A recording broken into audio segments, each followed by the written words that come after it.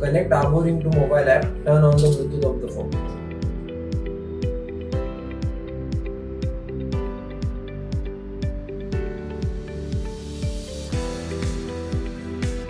Connect the ring to the charger.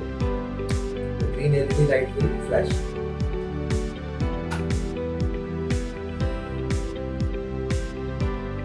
The app will show the aaboRing with ring details. Select the ring and it will connect to app through Bluetooth.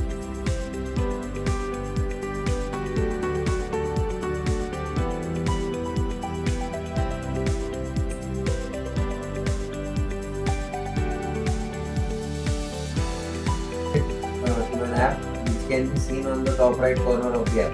Now the ring is ready to use. Wear the ring on the index finger preferably or on any other finger and make sure the sensors are touching the downside of the finger with the palm side.